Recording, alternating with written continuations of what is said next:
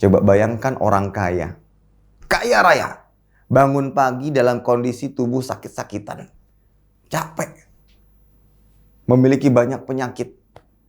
Kemudian muncul rasa kekhawatiran karena hartanya begitu banyak, takut dicuri, takut dirampok misalnya. Dia tidak akan pernah merasakan kenikmatan tersebut. Berbeda dengan orang-orang yang sangat sederhana, bangun di pagi hari, terlepas dia tidur di rumah ataukah mungkin di bawah jembatan, ya, atau mungkin di luaran, tapi dia bangun dalam kondisi sehat, ada makanan yang bisa dia makan saat itu, walaupun besoknya belum tentu ada. Pada saat itu dia akan merasa bersyukur kepada Allah Ta'ala.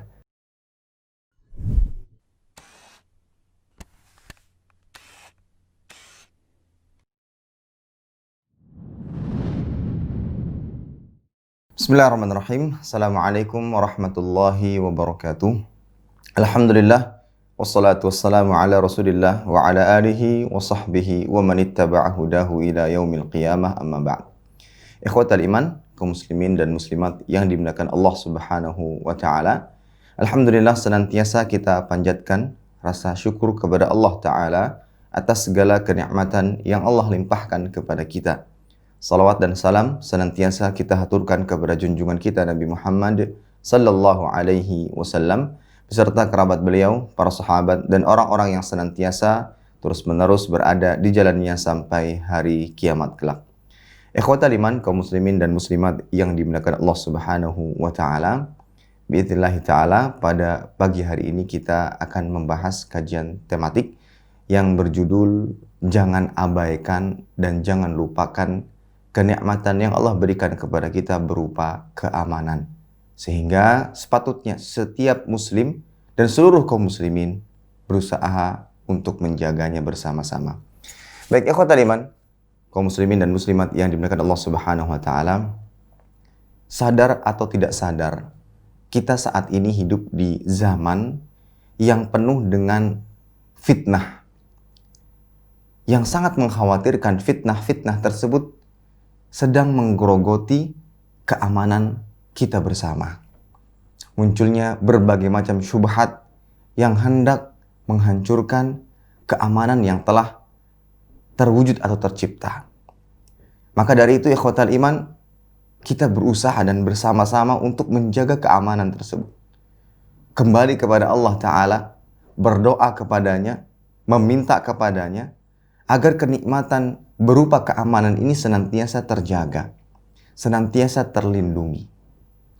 Maka dari itu, di antara upaya kita harus sadari bahwa di antara kenikmatan-kenikmatan yang besar yang Allah berikan kepada hamba-hambanya adalah kenikmatan berupa keamanan. Tinggal di sebuah tempat aman, damai, nyaman. Ini adalah sebuah kenikmatan yang amat luar biasa. Karena jika kita lihat secara dasarnya, meskipun manusia hidup di tengah peradaban yang sangat tinggi, perekonomian yang sangat kuat, ya, teknologi yang sangat maju, akan tapi mereka tinggal di suasana yang penuh dengan ketakutan, kekhawatiran, niscaya mereka tidak akan pernah menikmati segala kemajuan-kemajuan tersebut. Berbeda hal dengan orang yang tinggal dengan kesederhanaan. Lingkungannya sangat sederhana, akan tapi aman. Maka mereka akan merasakan segala macam kenikmatan. Justru mereka akan saling tolong-menolong untuk meningkatkan perekonomian, meningkatkan teknologi. Maka jika kita lihat, kita bandingkan kehidupan di perkotaan dengan pedesaan, mana yang lebih nyaman, tentram, damai. Dengan mata kepala kita akan tahu. Kita akan lihat bahwa kehidupan di pedesaan banyaknya pada umumnya lebih damai, lebih aman. Satu dengan yang lainnya saling tolong-menolong, saling gotong royong. Ketika satu punya acara walimah misalnya, sekampung akan turut membantu. Padahal mereka ya juga tamunya, namun mereka juga ikut andil dalam merayakannya atau dalam menyiapkan acara-acara tersebut. Perdamaian tercipta. Walaupun mungkin mereka di kampung ketinggalan teknologi, perekonomian tidak sebagaimana hebat yang ada di kota dan semisalnya. Tapi lihat bagaimana kenikmatan tersebut dapat lebih terasa tatkala mereka hidup di tengah lingkungan yang aman, damai, dan tentram. Ini yang harus kita sadari, ikhwatal iman dari Allah Subhanahu wa taala. Kenikmatan yang saat ini Allah berikan kepada kita berupa keamanan.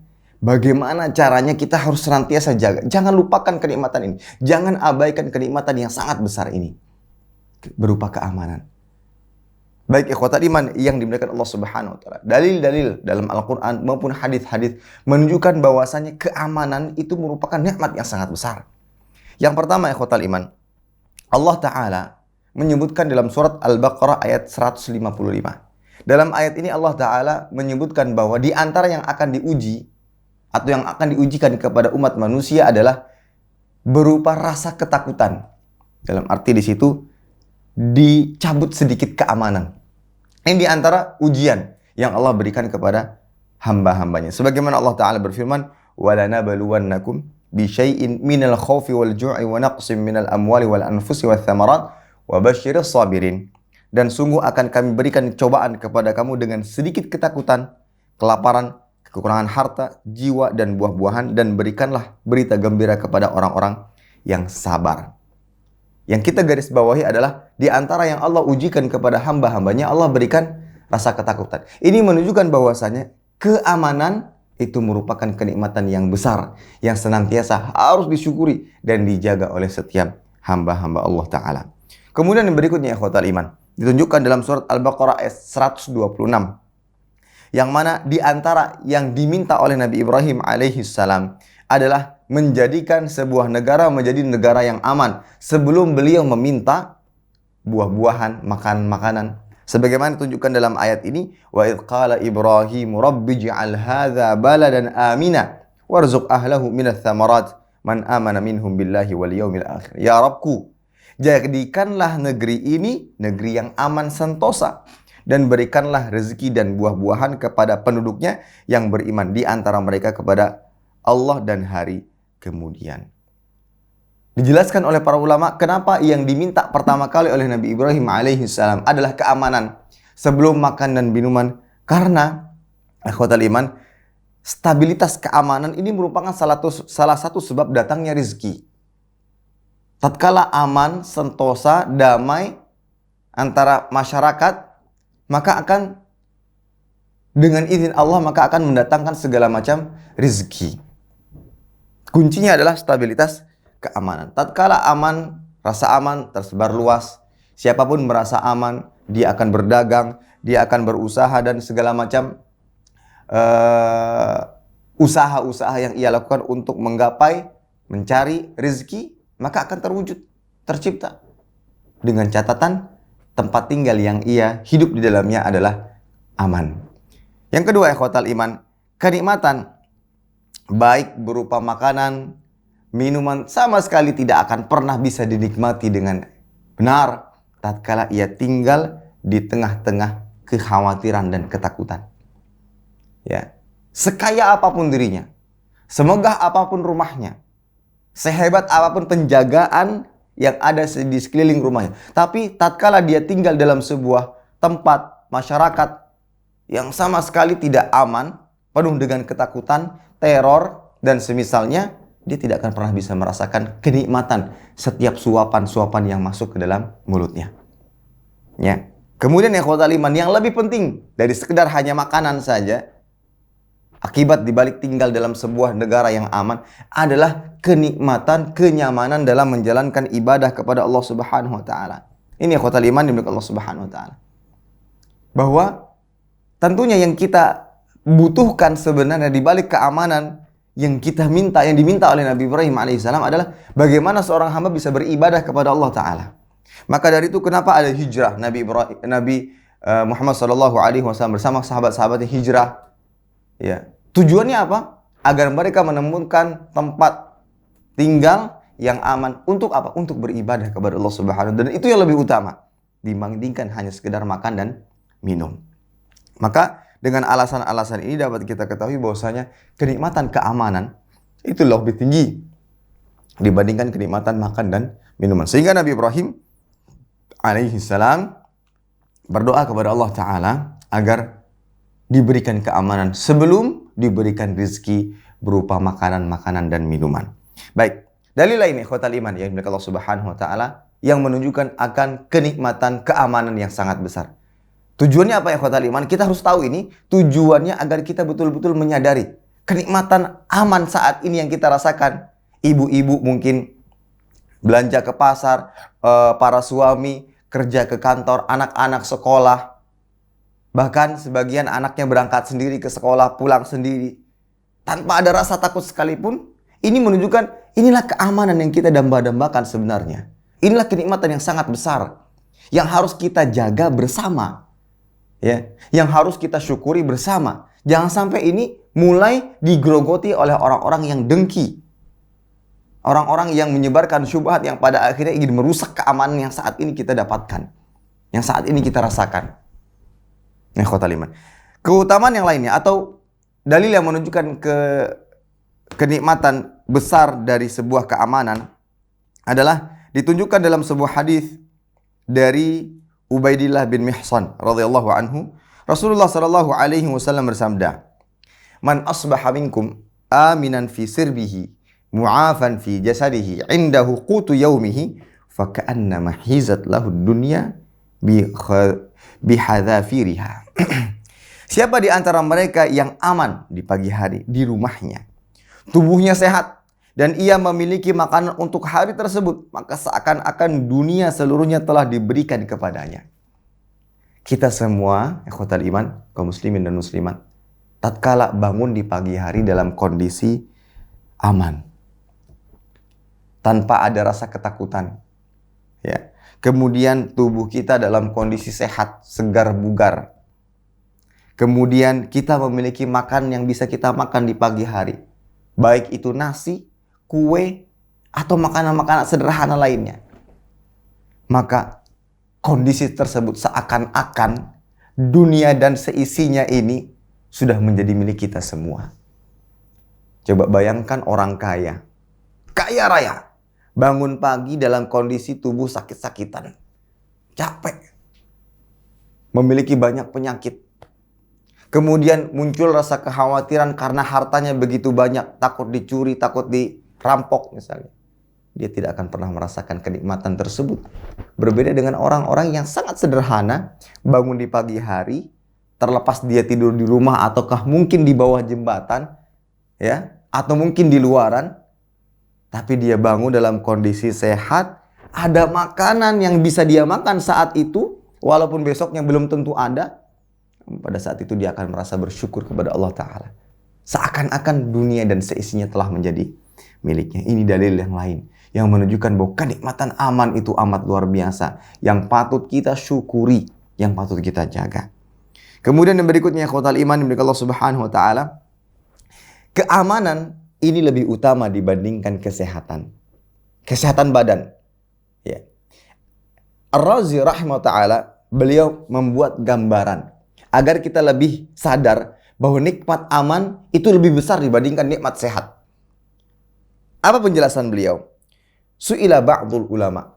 Sebagian ulama pernah ditanya, al-amnu afdal am sihah? Apakah aman yang lebih afdal ataukah kesehatan yang lebih afdal? Faqal al-amnu afdal. Keamanan itu lebih afdal. Wad dalilu alaih. Dalilnya apa?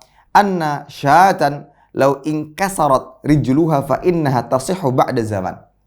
Kalau seandainya seekor kambing misalnya, kakinya patah, kemudian dibiarkan begitu saja, maka dengan sendirinya ada kemungkinan bisa sembuh. Yang penting dia merasa aman, bisa makan makanan yang dihidangkan, walaupun ia diikat di sebuah tempat. Namun kedepannya dia bisa sembuh dengan sendirinya tatkala ia merasa aman. Berbeda tatkala kambing tersebut dalam kondisi sehat, kemudian diikat di sebuah tempat dekat dengan serigala. Ya, walaupun serigalanya tidak sanggup atau tidak sampai menerkamnya, dia diikat dekat dengan serigala dan dia tahu itu mengancamnya. Maka walaupun dihidangkan segala macam makanan di situ, dia tidak akan memakannya sampai ia mati kelaparan. Karena rasa takut di hadapannya ada seekor serigala. Di sini kita harus sadar, penyakit-penyakit apapun yang mungkin saat ini diderita oleh sebagian manusia, Maka tatkala dia hidup di tengah-tengah keamanan, maka dengan izin Allah, mungkin saja dengan pengobatan, hal tersebut akan sembuh. Dia bebas datang ke rumah sakit mana, ke dokter mana saja, tanpa ada rasa takut sedikit pun. Bayangkan, di tempat-tempat, di daerah-daerah, orang yang penuh dengan ketakutan dan kekhawatiran. Peperangan di mana-mana. Senantiasa terdengar suara bom misalnya. Sangat kasihan. Kemana mereka harus berobat? Keluar rumah pun takut. Kalau seandainya ada peluru nyasar dan semisalnya. Maka di sini kita sadar bahwasanya keamanan lebih utama dibandingkan kesehatan. Kemudian ikhwatal iman yang dimuliakan Allah Subhanahu wa taala, keamanan disetarakan dalam Islam sebagaimana ditunjukkan dalam hadis dengan keimanan, dengan keislaman. Sebagaimana disebutkan dalam sebuah hadis, Nabi sallallahu alaihi wasallam mengatakan atau berdoa, Allahumma ahillahu alaina bil amni wal iman was salamah wal islam Rabbi wa rabbukallah hilala khairin wa rushdin. Ya Allah, terbitkanlah hilal kepada kami dengan keamanan, keimanan, keselamatan dan Islam. Rabbku dan Rabbmu adalah Allah, hilal kebaikan dan petunjuk. Jadi Nabi SAW tatkala melihat hilal, beliau berdoa seperti ini. Ya Allah, terbitkanlah hilal kepada kami dengan apa? Keimanan, keimanan, keselamatan dan Islam. Lihat, disetarakan. Di antara kenikmatan besar tersebut, disetarakan di antaranya adalah keamanan. Kita bisa merealisasikan keimanan, keislaman, ketakwaan kepada Allah dengan baik, dengan sempurna, tatkala kita tinggal di sebuah negara, di sebuah tempat yang aman sentosa. Maka dari itu, di antara buah yang Allah berikan di dunia bagi hamba-hamba yang beriman dan beramal soleh, baik laki-laki dan perempuan, adalah diberikan kehidupan yang baik. Sebagaimana tunjukkan dalam surat An-Nahl ayat 97, "Man 'amila shalihan min dzakarin aw untha wa huwa mu'min falanuhyiyannahu hayatan thayyibah wa lanajziyannahum ajrahum bi ahsani ma kanu ya'malun."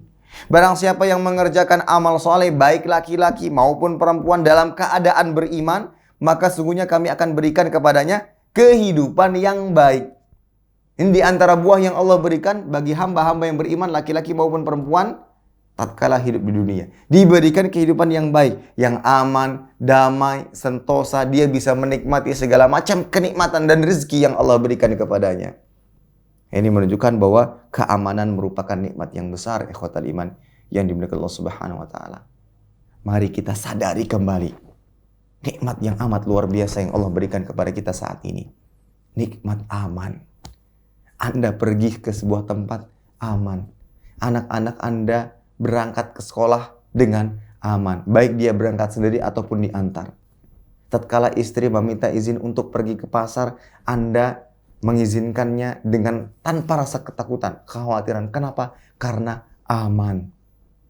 Bahkan ada di sebuah tempat, di sebuah daerah yang pernah saya ketahui, di sebuah kampung, motor diletakkan di depan rumah, kuncinya masih tergantung di sepeda motor, tidak ada yang hilang. Kenapa? Karena satu kampung merasa aman.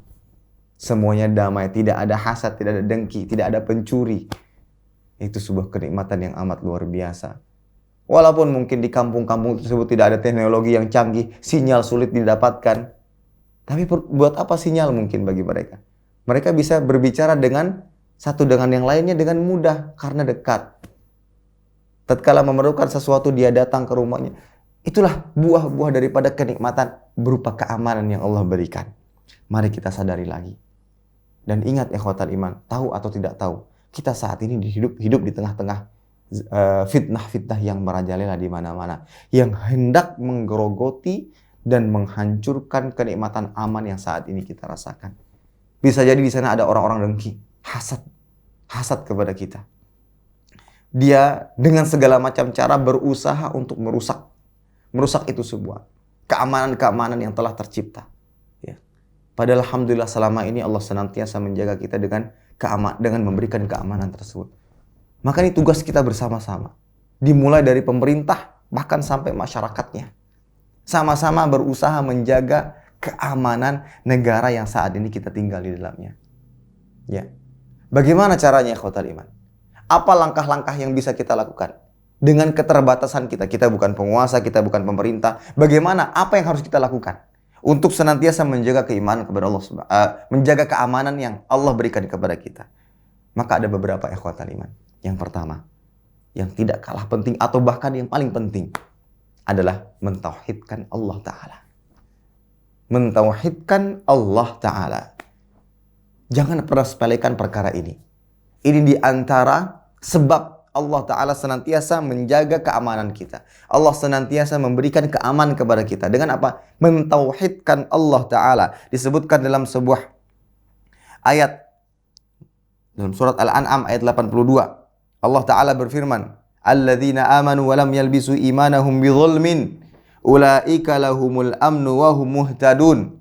Orang-orang yang beriman dan tidak mencampur adukkan iman mereka dengan kezaliman, maka itulah yang mendapatkan keamanan dan mereka itu adalah orang-orang yang mendapatkan petunjuk. Maka mendengar ayat tersebut para sahabat bertanya kepada Rasul sallallahu alaihi wasallam, "Ya Rasulullah, ayyuna la yadhlimu nafsah?" Syarat mendapatkan keamanan apa? Tidak berbuat zalim. Akhirnya para sahabat bertanya, "Wahai Rasul sallallahu alaihi wasallam, siapa gerangan di antara kita yang tidak pernah berbuat zalim? Di antara kami yang tidak pernah berbuat zalim?"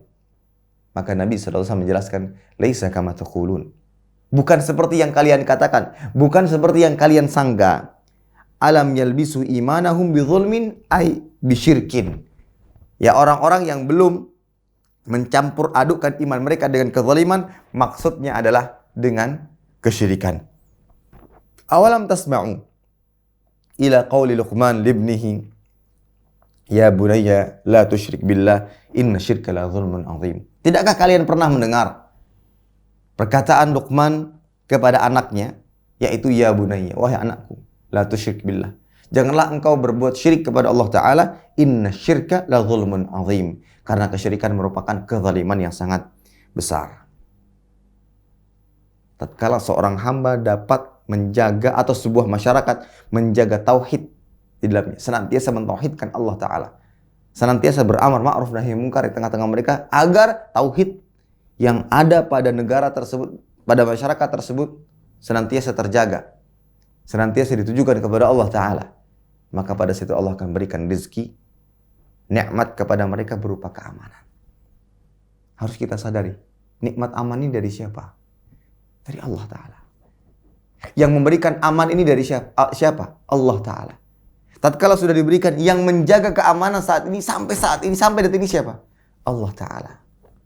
Maka dekatkan diri kita kepada Allah Ta'ala dengan senantiasa mentauhidkannya pada setiap ibadah yang kita lakukan.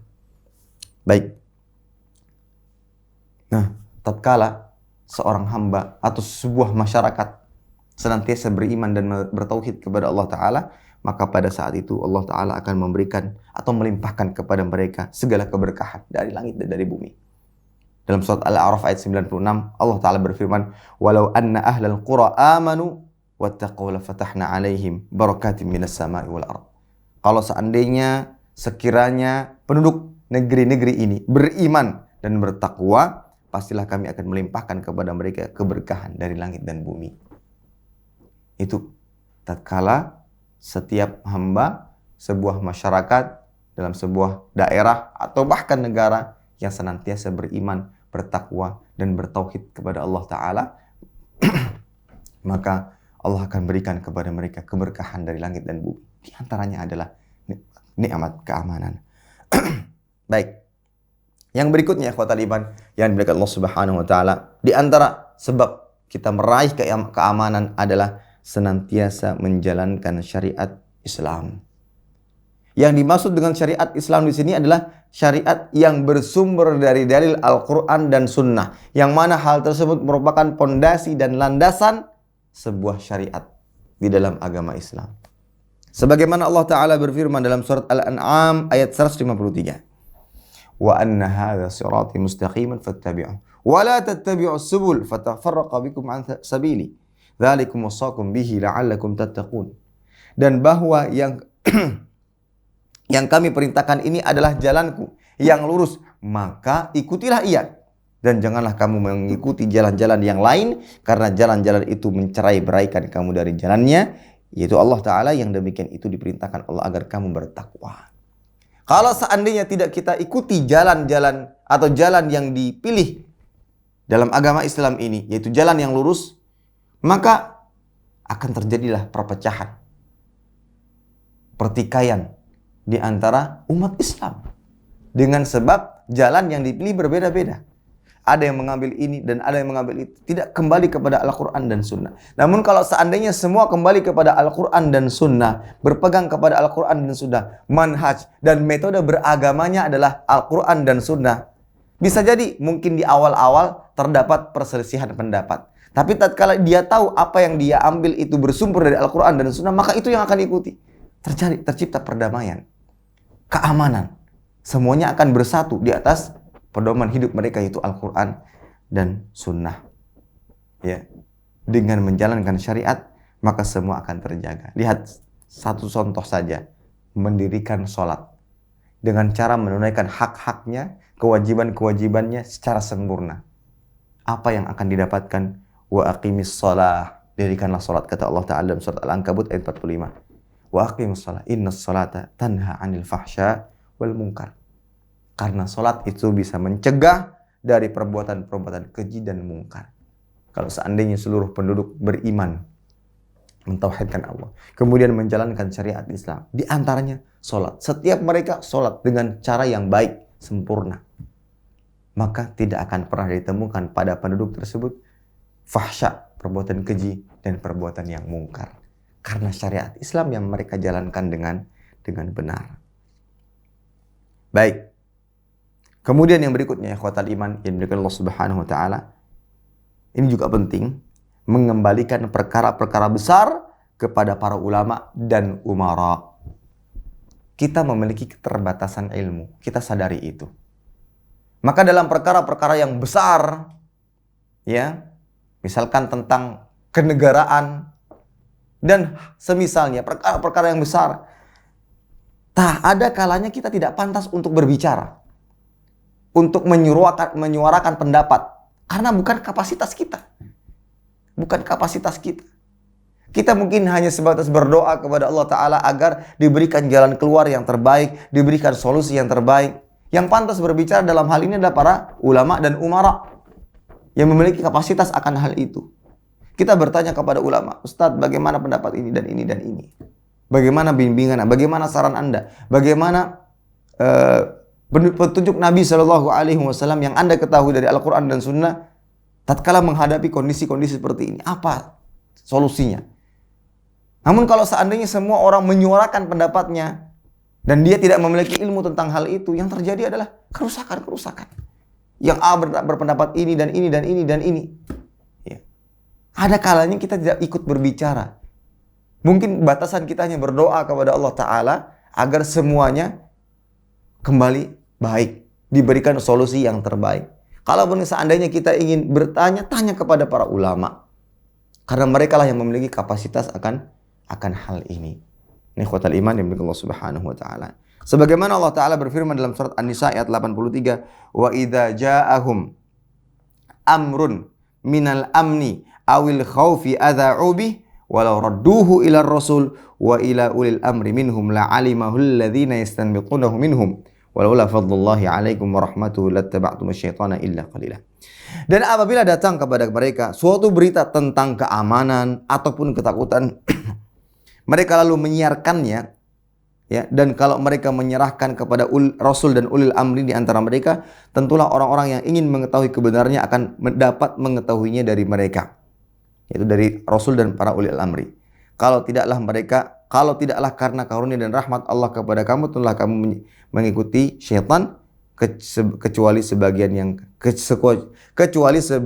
kecil saja di antara kamu. Dalam arti ikhwatal iman, jangan sekali-kali kita tatkala berbicara tentang perkara-perkara besar, tentang keamanan dan semisalnya, sama sekali kita tidak memiliki landasan ilmu darinya, kemudian kita sebarkan, kita menyuarakan pendapat kita, yang ternyata justru lebih mendatangkan kemudaratan yang lebih besar dibandingkan solusi dan maslahat yang diinginkan.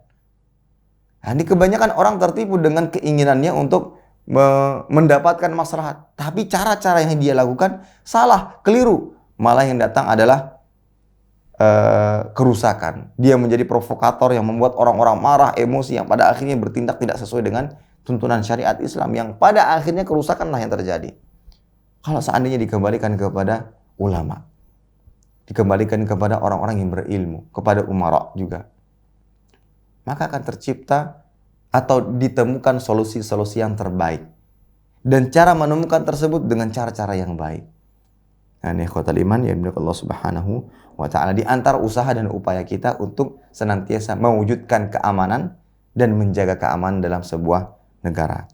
Baik, yang berikutnya ikhwatal iman adalah saling tolong-menolong dan tidak saling membenci dan mendengki. Saling tolong-menolong ini harus ditanamkan pada setiap insan, ya. Sebagaimana Allah Ta'ala berfirman dalam surat Al-Maidah ayat kedua, wa ta'awanu 'alal birri wat taqwa wa la ta'awanu 'alal itsmi wal 'udwan. Al-amru lil wujub. Al-aslu fil amri lil wujub. Hukum asal dalam perintah itu untuk kewajiban. Yang mana kita diperintahkan untuk saling tolong-menolong dalam kebaikan dan ketakwaan. Dukung saudara kita untuk beriman. Dukung saudara kita untuk beribadah kepada Allah. Saling tolong-menolong dalam kebaikan. Dan kita dilarang dan diharamkan untuk tolong-menolong dalam dosa dan permusuhan. Ya. Kita bantu saudara-saudara kita yang dia berusaha untuk beribadah kepada Allah Ta'ala. Kita bantu, kita dukung. Kita nasihati tatkala mereka melakukan pelanggaran-pelanggaran tertentu, agar ia kembali kepada Allah Subhanahu wa Ta'ala. Jangan saling dengki satu dengan yang lainnya.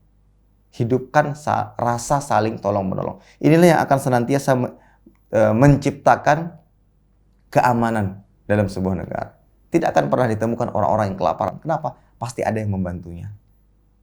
Tidak akan pernah ada terlihat orang-orang yang memiliki kehidupan yang sengsara. Kenapa? Pasti ada orang yang membantunya.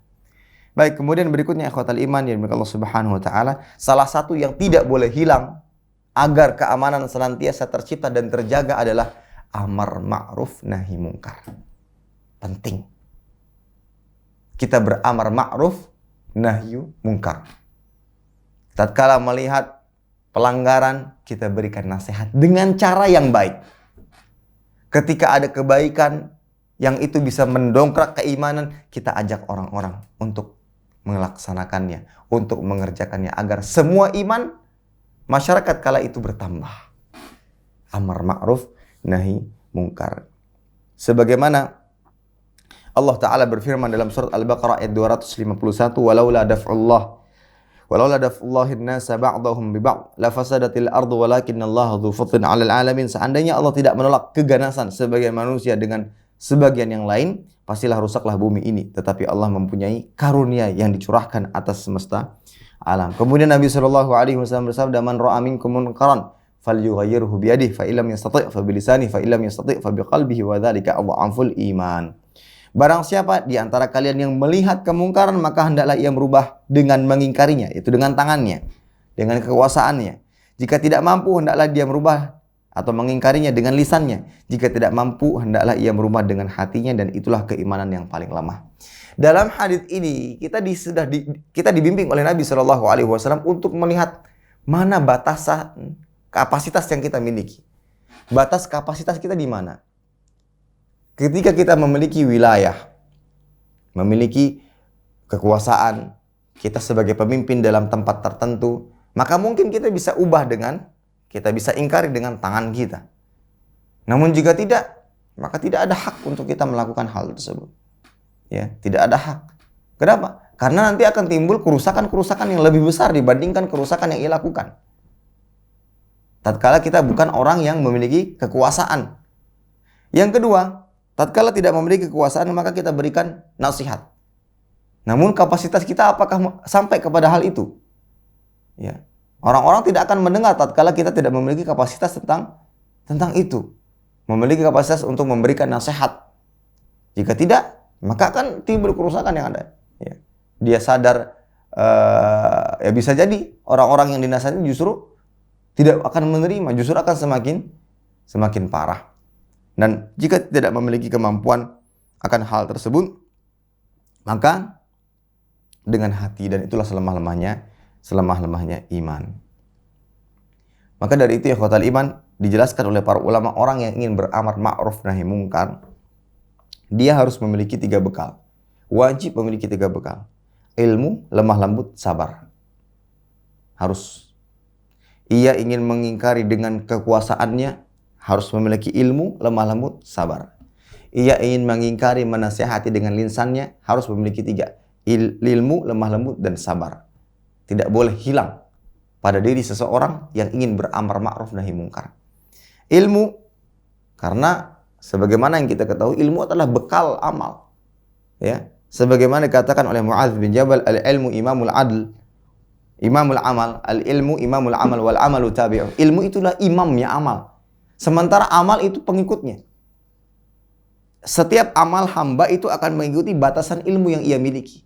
Kalau seandainya ia beramar ma'ruf nahi mungkar sebatas pada pengetahuan yang sangat sedikit, maka akan banyak kemungkaran yang lebih besar terjadi karena cara amar ma'rufnya salah. Disebabkan karena tidak ada ilmu yang benar yang ia miliki. Padahal dia harus tahu bagaimana tata cara dakwah yang benar. Bagaimana cara Nabi SAW menyampaikan dakwahnya kepada umat-umatnya. Harus tahu, harus ada ilmunya. Sebagaimana pula dikatakan oleh Umar bin Abdul Aziz, beliau mengatakan, man abadallah bi ghairi ilmin kana ma yufsid akthar mimma yuslih. Barang siapa yang beribadah kepada Allah tanpa ilmu, beramar ma'ruf termasuk ibadah. Ya, tanpa ilmu maka ia akan banyak mendatangkan kerusakan dibandingkan kemaslahatan. Walaupun yang ia lakukan adalah jenis ibadah, amar ma'ruf nahi mungkar adalah ibadah, namun ia melakukan itu tanpa didasari dengan ilmu, yang datang adalah kerusakan. Semakin parah kerusakan yang terjadi. Ya, bukan kemaslahatan. Maka ini penting, wajib harus memiliki bekal ilmu, baik ilmu tentang hukum-hukum syariat agama yang ia ingin sampaikan. Tatkala ada orang yang melakukan keharaman, dia tahu oh itu haram, ini harus segera dinasihati. Dia tahu itu hukumnya. Kemudian yang kedua, ilmu tentang metode dalam beramar ma'ruf nahi mungkar yang baik bagaimana, yang lebih mendatangkan maslahat bagaimana. Karena dari definisi nasihat saja itu menyampaikan sesuatu dengan tujuan mendatangkan maslahat. Maka harus tahu caranya. Metode-metode dakwah, metode-metode amar ma'ruf nahi mungkar. Ini ilmu yang harus ia kuasai. Bukan sembarang menyampaikan yang pada akhirnya lebih banyak kerusakan yang datang. Yang berikutnya lemah lembut. Selain ilmu, dia harus lemah lembut, harus memiliki kelemah lembutan di setiap ungkapan-ungkapan nasihat yang ia sampaikan. Harus tahu. Ya, sebagaimana Nabi SAW sabda, inna rifqa la yakunu fi syai'in illa zana wa la yunza'u min syai'in illa syana. Kelemah lembutan jika ada pada sesuatu itu akan menghiasinya. Nasihat-nasihat yang kita sampaikan dengan lemah lembut itu lebih menyentuh perasaan orang-orang yang dinasihati. Lebih akan diterima dibandingkan kita sampaikan dengan kasar. Sementara kelemah lembutan jika dihilangkan, maka akan merusaknya. Ya. Dan ikhwatal iman, ada perkataan dari Syekh Abdul Aziz bin Baz rahimahullah ta'ala. Beliau menasihatkan bagaimana cara dakwah atau amar ma'ruf nahi mungkar di zaman ini. Karena mungkin beliau melihat kondisi umat saat ini yang tidak bisa dilakukan, diperlakukan, didakwahi dengan cara-cara tertentu yang justru membuat mereka semakin menjauh dari syariat Islam. Bagaimana caranya? Kata beliau, hadzal asr rifq wa hadzal asr rifq was sabr wal hikmah wa laysa asr syiddah. An-nas aktsaruhum fi jahlin fi ghaflatin wa itharin lid-dunya fala budda minas sabr wa la budda minar rifqi hatta tasila da'wah wa hatta yablughan nas wa hatta ya'lamu. Zaman ini, kata beliau, adalah zaman yang seharusnya diperlakukan dengan lemah lembut. Setiap orang-orangnya harus diperlakukan dengan lemah lembut, dengan sabar, dengan hikmah. Bukan lagi zaman dengan bersikap keras. Kenapa? Karena kebanyakan manusianya banyak yang jahil, lalai, lebih mementingkan urusan dunia. Ya. Orang jahil dinasehati dengan cara yang kasar, tidak akan pernah dia terima. Orang yang lebih mementingkan dunia disuruh sholat dengan cara yang kasar, dia tidak akan pernah menolehnya. Namun harus hati ke hati, menyampaikannya hati ke hati dengan kelemah lembut. Ya, disadarkan bahwasanya itu merupakan kewajiban dalam syariat Islam. disampaikan kepadanya ancaman-ancaman bagi orang-orang yang meninggalkannya. Pelan-pelan, sabar. Ya. Ini kalau seandainya dengan kasar maka tidak akan pernah diterima. Maka yang ketiga, ikhwatal iman, harus bersabar. Ya, sebagaimana Allah Ta'ala berfirman dalam surat Luqman ayat 17, wa'mur bil ma'ruf wanha 'anil munkar wasbir 'ala ma asabak. Dan suruhlah manusia untuk mengerjakan yang baik dan cegahlah mereka dari perbuatan yang mungkar dan bersabarlah terhadap apa yang menimpa kalian. Ya, sabar. Jadi tiga ini harus ada: ilmu, lemah lembut, dan sabar. Jika Anda ingin menjadi orang-orang yang beramar ma'ruf nahi munkar, syaratnya Anda berilmu, memiliki kelemah lembutan, dan sabar. Baik, kemudian berikutnya ikhwatal iman, di antara hal yang harus kita lakukan untuk menciptakan keamanan dan menjaga keamanan tersebut adalah mensyukuri nikmat keamanan. Sebagaimana surat Ibrahim ayat ke-7, Allah Ta'ala berfirman, wa id ta'adzana rabbukum la in syakartum la azidannakum wa la in kafartum inna azabi lasyadid. Dan ingatlah tatkala Tuhanmu memaklumkan, menyampaikan kepada kalian, sesungguhnya jika kamu bersyukur, pasti kami akan tambah kenikmatan kepada kamu. Dan jika kamu mengingkari kenikmatan tersebut, maka sesungguhnya azabku sangatlah pedih. Wajib kita bersyukur atas kenikmatan yang ada. Dengan apa? Bisa mensyukurinya dengan lisan. Senantiasa bersyukur kepada Allah Ta'ala atas kenikmatan yang Allah berikan. Ma yaf'alullahu bi'adzabikum in syakartum wa amantum. Allah tidak akan mengazabmu selama kamu senantiasa bersyukur dan beriman kepadanya. Ya. Kemudian yang berikutnya adalah dengan perbuatan, dengan amal, yang mana kita senantiasa menjaga kenikmatan aman ini dengan baik. Kembali kepada agama, kepada syariat, menjalankan syariat agama. Ini salah satu upaya-upaya kita. Sebagaimana poin-poin yang sudah disebutkan tadi. Itulah salah satu bentuk rasa syukur kita dengan amal perbuatan. Agar keamanan yang Allah Ta'ala berikan kepada kita saat ini senantiasa terjaga, senantiasa tercipta. Dan kalau seandainya kita lakukan poin-poin yang sudah disampaikan, baik itu bertauhid, mengamalkan syariat Islam, dan yang lainnya, maka kita semua umat Islam akan menjadi umat yang kokoh, yang kuat, yang tidak akan bisa digoyahkan, digoncangkan oleh orang-orang yang dengki dengan syariat Islam. Baik ia ingin merusaknya dari dalam, dari luar, dari depan, belakang, kanan, dan kiri. Tatkala seorang atau umat Islam ini kokoh dengan tauhid mereka, dengan pengamalan syariat agama mereka, saling tolong menolong, saling beramar ma'ruf nahi mungkar, ya. Dan mereka memiliki pemimpin dan ulama yang senantiasa membimbing mereka di atas kebenaran, mereka akan menjadi kokoh. Namun kalau seandainya tidak, keimanannya saja tidak kuat, tidak ada yang bertauhid kepada Allah, na'udzubillah, kemudian tidak menjalankan syariat, bagaimana mungkin mereka bisa kokoh? Maka akan mudah diombang-ambing, akan dihancurkan. Yang pada akhirnya na'udzubillah, keamanan yang telah Allah berikan pun akan mulai goyah.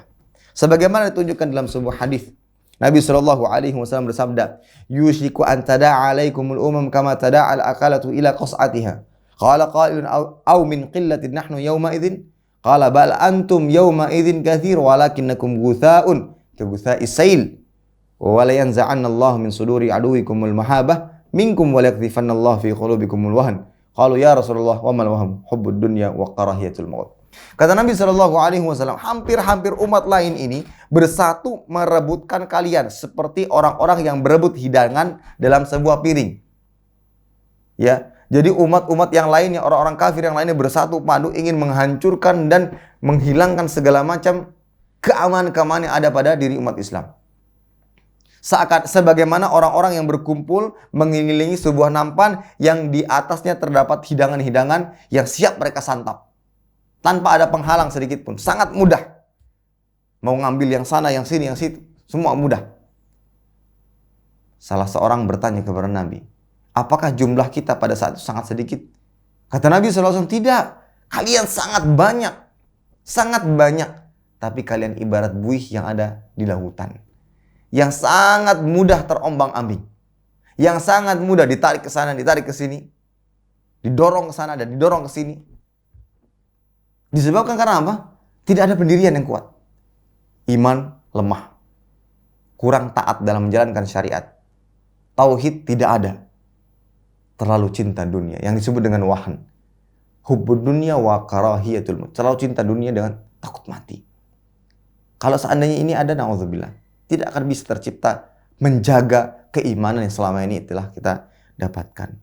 Maka ikhwatal iman di Allah Subhanahu wa taala, kuatkan keimanan kita dan keteguhan kita agar senantiasa mampu menjaga keamanan yang telah Allah berikan kepada kita semua. Dan tentunya kita banyak-banyak berdoa. Ini yang ketiga adalah berdoa kepada Allah Ta'ala. Lihat bagaimana Nabi Ibrahim berdoa, meminta keamanan. Nabi Muhammad SAW berdoa kepada Allah Ta'ala, minta keamanan. Ya, jangan hanya kita fokus kepada kenikmatan yang bersifat kecil. Dapat ini, dapat rumah. Minta untuk yang bersifat umum, keamanan negara, ya, lingkungan yang baik, yang jauh lebih penting. Karena dengan itu semua kita bisa meraih segala macam rezeki-rezeki yang kita inginkan. Ya.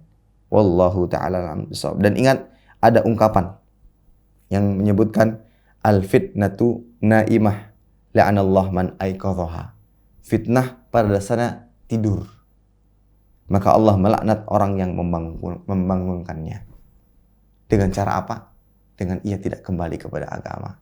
Lebih mengedepankan hawa nafsunya, lebih mengedepankan akalnya dibandingkan syariat Islam, syariat agama, yang pada akhirnya muncullah fitnah-fitnah.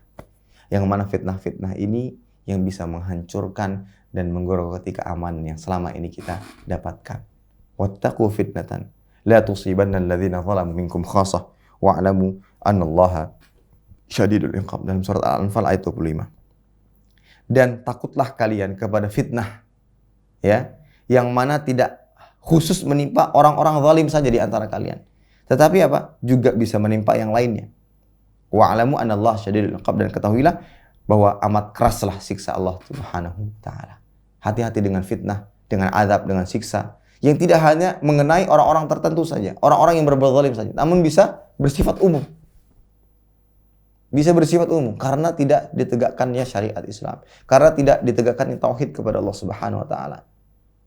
Semua orang mengedepankan hawa nafsunya dibandingkan menjalankan syariat agama. Baik, ikhwatal iman yang dimiliki Allah Subhanahu wa taala, itulah beberapa poin yang harus kita jaga, yang harus kita lakukan demi menjaga keimanan yang sudah kita rasakan saat ini. Alhamdulillah, ini adalah kenikmatan yang sangat besar. Kita bersyukur kepada Allah dan semoga Allah senantiasa menjaga keamanan negara kita ini. Yang mana kita bisa melakukan aktivitas-aktivitas apapun, terutama ibadah kepada Allah Ta'ala dengan aman, nyaman, dan damai. Wallahu ta'ala alam. Ini kiranya yang bisa saya sampaikan, mudah-mudahan bermanfaat.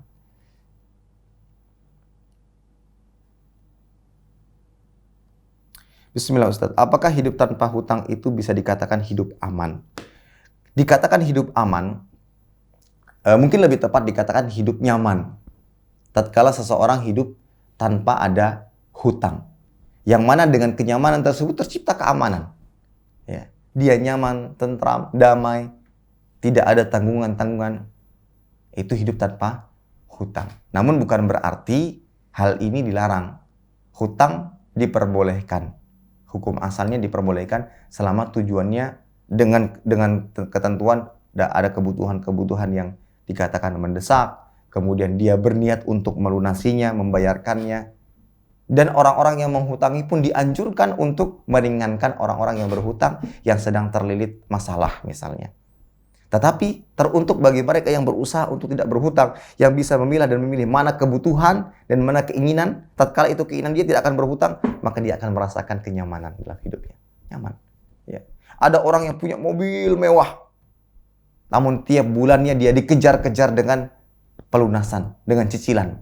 Namun ada seseorang yang mungkin naik sepeda motor, dia, anaknya, istrinya, tanpa ada beban hutang sedikit pun, dia akan bisa merasakan, menikmati udara sepoi-sepoi di sore hari bersama anak dan istrinya, melihat pemandangan-pemandangan yang indah tanpa ada beban sedikit pun. Aman, nyaman dalam hatinya. Wallahu a'lam bishawab.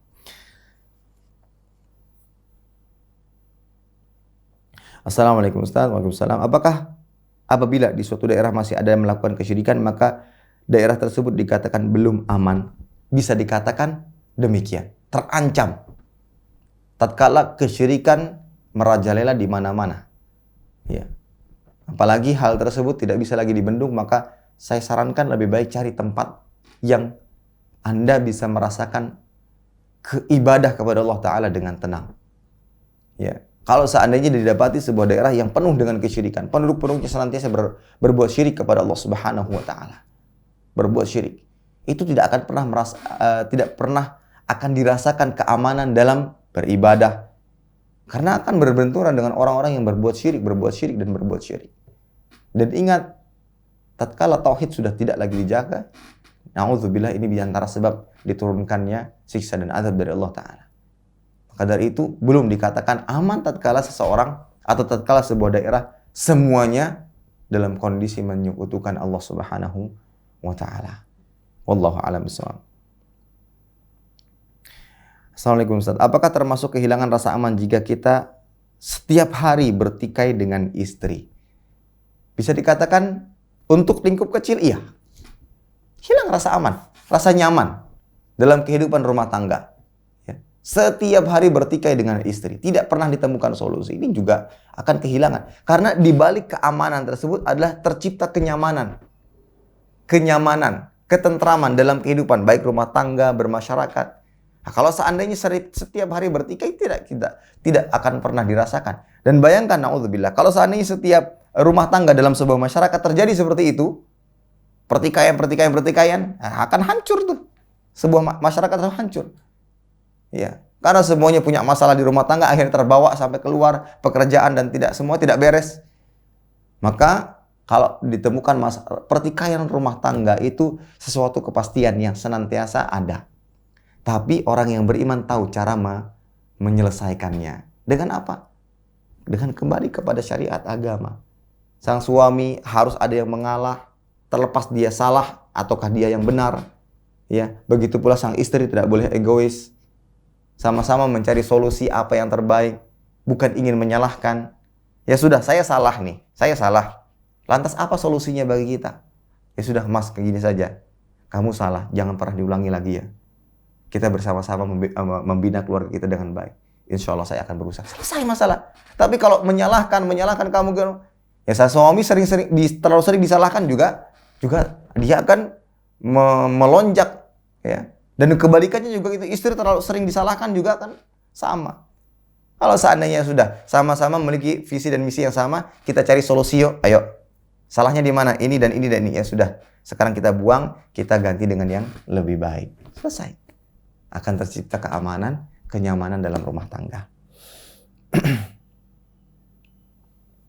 Bismillah, apa yang dimaksud dengan takut mati? Bukankah perasaan takut itu penting? Baik, yang dimaksud dengan takut mati di sini adalah takut mati karena takut kehilangan dunia. Inilah yang dilarang. Ya. Dan kalau seandainya takut mati karena khawatir dengan apa yang kita dapatkan setelah kematian nanti, apakah kita mendapatkan kenikmatan atau justru disiksa kubur, na'udzubillah, yang pada akhirnya mendorong kita untuk beribadah kepada Allah, maka ini baik. Maka Nabi SAW berpesan, akthiru dzikra hadhimil ladzat. Berbanyaklah mengingat kematian yang bisa menghancurkan kenikmatan. Dalam arti apa? Tatkala kita ingat mati, tujuan utamanya apa? Agar kita semakin beribadah kepada Allah. Agar kita bisa nyaman setelah kematian. Namun kalau seandainya kematiannya karena apa? Karena takut kehilangan dunia, segala macamnya. Nah, ini yang dimaksud, termasuk yang dilarang dalam agama. Wallahu ta'ala bishawab. Demikian kiranya bisa saya sampaikan, mudah-mudahan bermanfaat. Kurang dan lebihnya saya mohon maaf. Kita tutup dengan doa kafaratul majelis. Subhanakallahumma bihamdika asyhadu an la ilaha illa anta astaghfiruka wa atubu ilaik. Assalamualaikum warahmatullahi wabarakatuh. Terima kasih. Jazakumullah khairan wa barakallahu fikum. Video ini dibuat atas partisipasi dari donasi Anda. Semoga menjadi amal jariah bagi Anda semuanya.